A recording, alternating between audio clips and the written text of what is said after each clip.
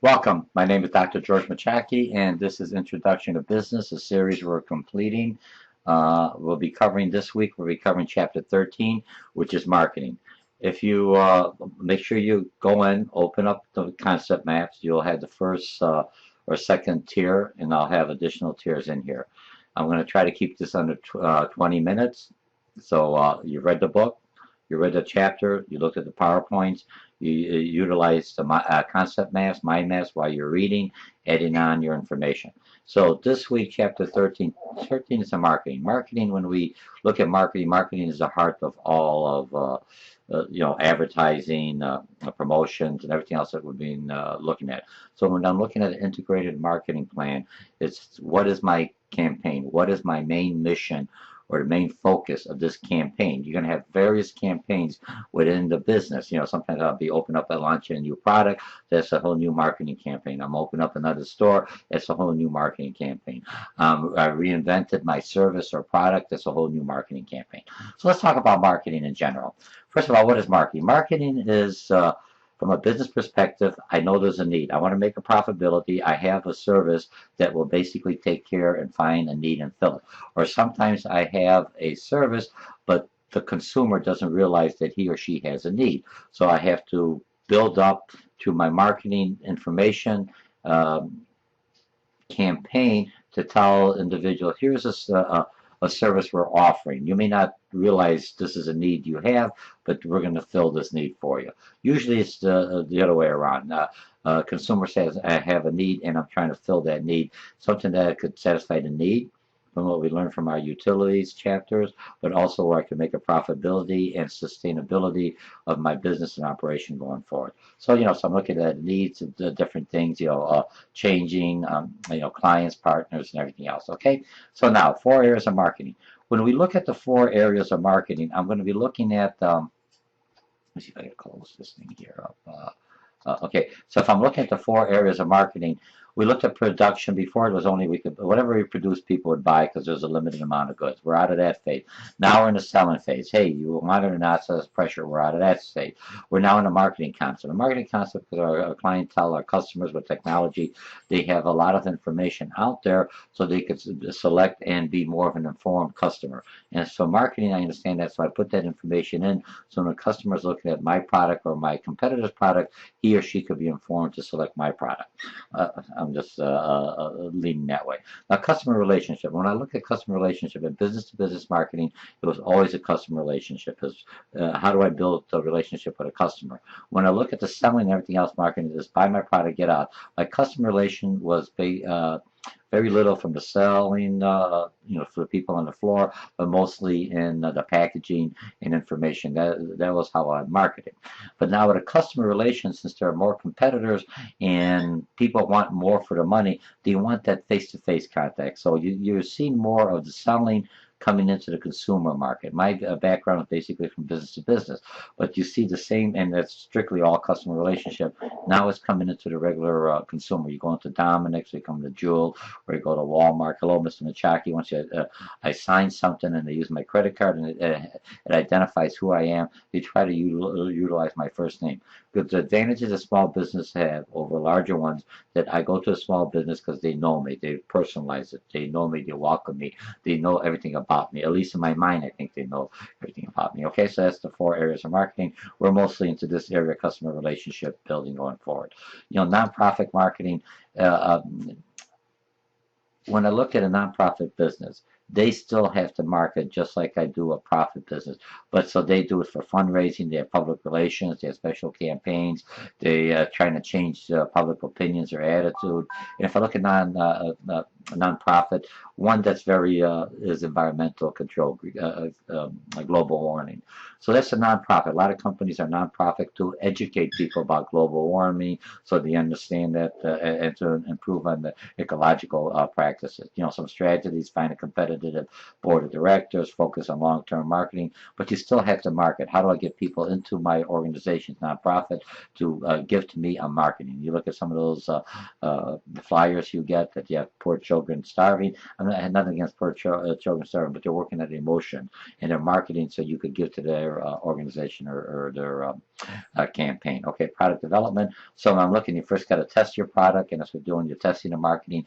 Instead of doing a massive marketing campaign, you do small tests of small segments that you could control, and you see, hey, is this message going across the way I feel it should be going, or how's the consumer, the encoding? How does he or she encoding my marketing message? So I test market it and brand name. If you look at everything you're doing for your services and everything else, you're developing a brand. You as an individual, you have a brand. People know you're easygoing, you're very creative, you're problem solving. That's a brand you've developed over time. And marketing helps people develop a brand. When I look at the difference between the iTablet and the Samsung, when I look at the parts components, they're equal, but the brand, iPhone has that brand, has that following, has that loyalty, where Samsung is just building up the brand. But it's taking a lot of iPhone users and bringing it into Samsung. That's scaring Apple. So what Apple has to do is, how do I recapture the brand back? Okay,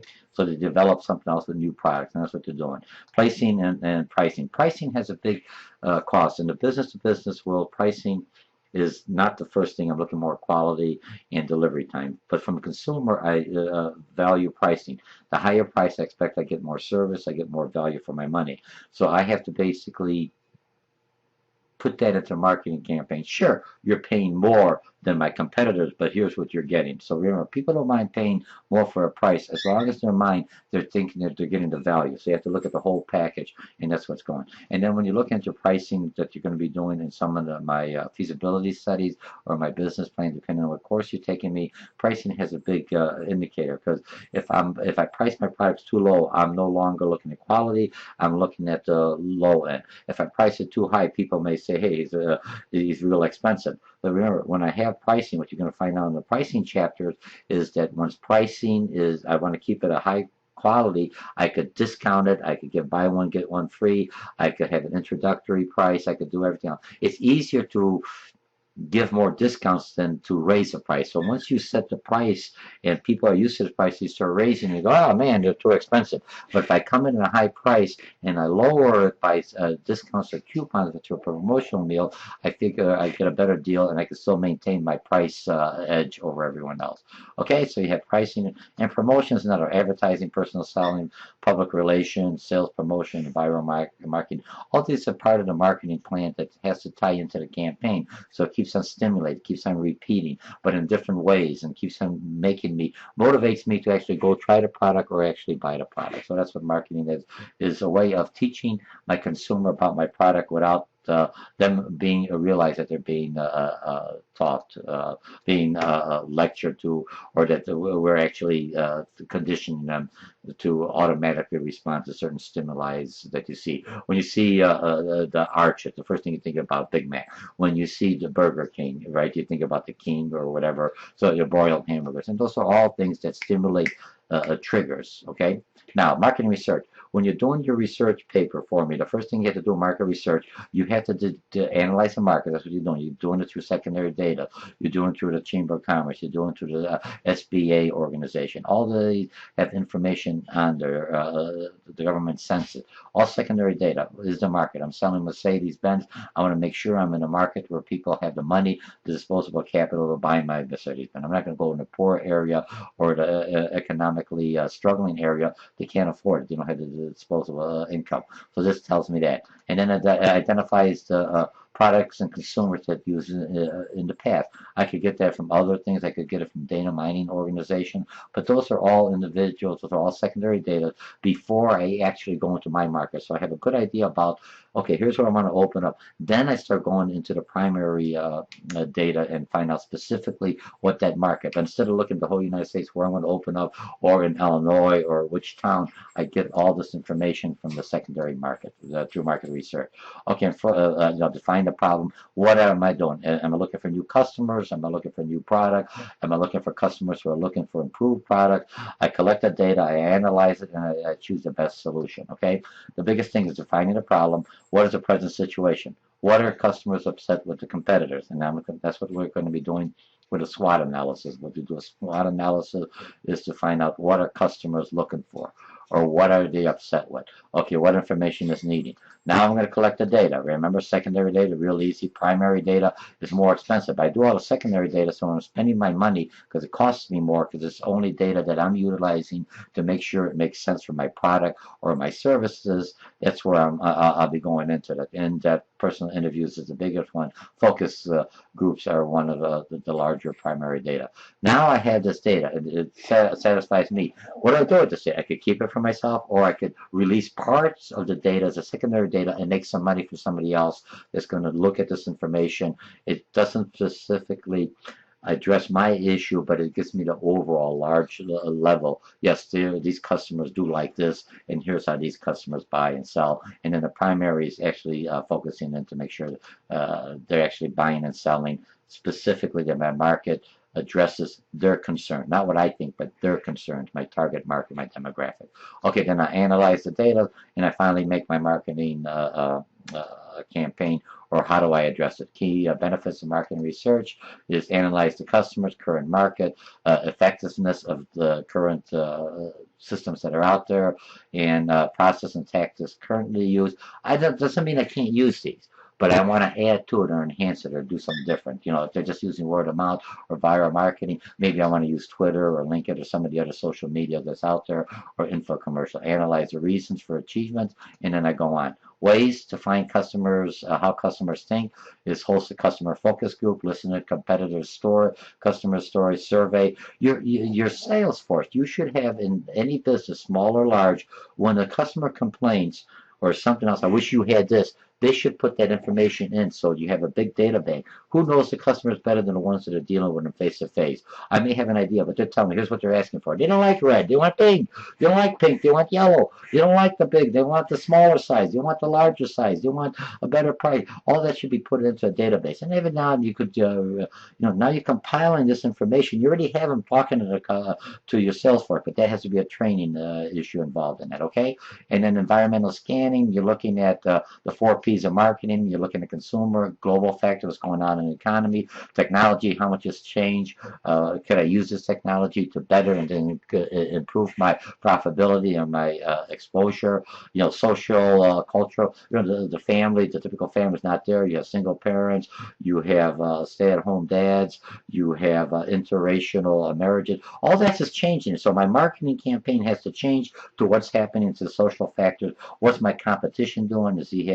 Do they have the price, the selection? Do I mirror it, or do I just select parts of it? And I can find that out through either my competitor's website. Nothing wrong. I'm not stealing information. I'm just getting information that's already out there in the net, or in an economic factor is the gross the domestic income is what I'm looking at. Okay, so we have that. ABCs of marketing. Always be customer focused. Benchmark against the best, and sometimes you are the best. If they're benchmarking against you, hey, I'm the best. Don't get a big head. How do I keep that competitive edge? Remember, the big companies are here and they fall down.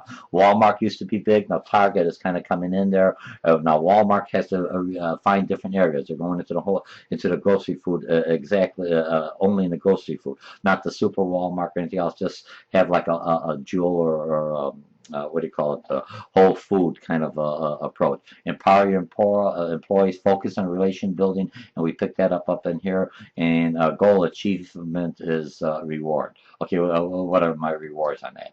Okay, define a different market, business to business, and use. When I look at business to business, we still use this 4Ps. Price isn't the first thing. I'm looking more at the quality of the service. I'm looking more at specifications, because the products I'm buying from business to business is a component of mine. If it'll look at the computers, if the computers they buy from all over, but if all of a sudden Apple's having a problem, I can't say, well, I bought this from Sam's, I bought this from what do you call it, Samsung, for lack of better words, or some because they often make like the hard drives or something else. Hey, what's the difference? I'm looking at the whole computer. I'm looking at your brand. What's wrong with it? It's your problem. If your components are faulty, you put them in there. You should have had a better quality control, okay?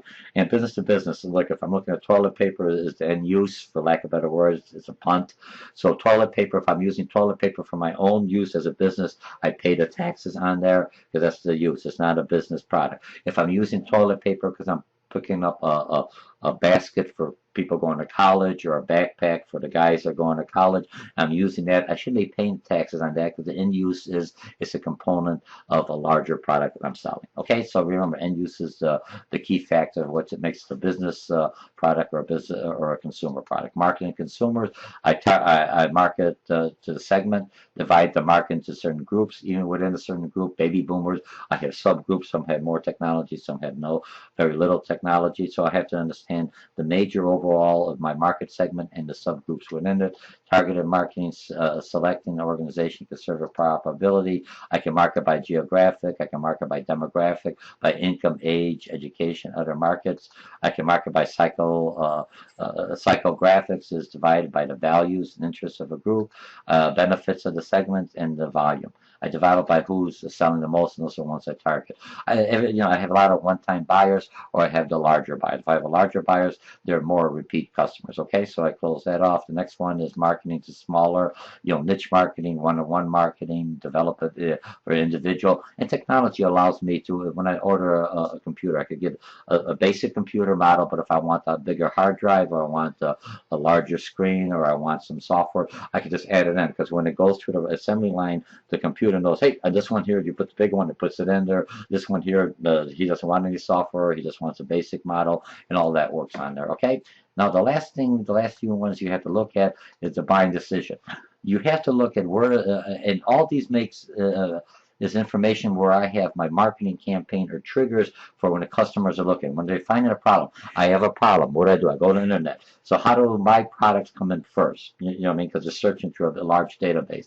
And sometimes that is, you have consultants that will adjust it. So when I type in George's hot dog stand, Mike comes in up first. Okay, so because I'm hungry. So first I have to understand the problem, recognizing the problem from the consumer thing. How does the consumer search this product? More of the baby boomers may not use the internet as much as the Generation Y, Generation X. So I have to make sure I have my marketing campaign. I can't just say everything in the paper or in the billboards or here send it for a handout, because all this information is done through the computer. Evaluating the alternative. I got to look at different alternatives. How does the consumer think alternative? And in those places, I got different marketing little bits of campaigns or triggers. Hey, you got this problem?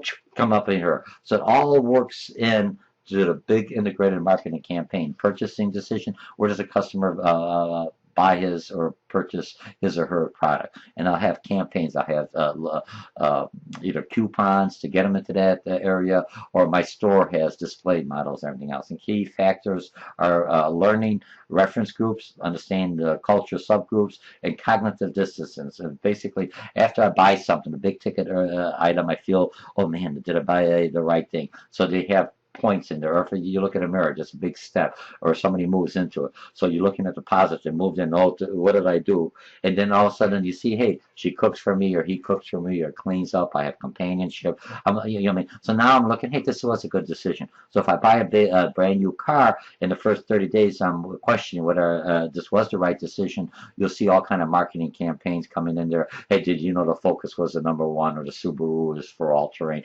whatever. They're reinforcing that. So the first 30 days when people are asking how do you like your new car, I have all this facts and information to take care of the cognitive dissonance, which basically is my mind. Did I make the right decisions? Okay. And then business to business, who are business to business? Consumer, manufacturer, wholesale, government, hospitals, schools, charity. It could be profit or non-profit. What's the difference? Have fewer customers. Customers tend to buy in large. Our large buyers. Our markets are geographically concentrated. Buyers are more rational than emotional, so I can't do on emotional. On just emotional buy just because you're going to make you feel good. I want to see facts. I want to see specifications. Sales are direct, and focuses heavily on personal selling, and that ties into the 4P, the 4 marketing, customer relationship. So this is the difference. Okay. It takes care of that, and then I have my PowerPoints, and that basically takes care of everything else that you're going to need for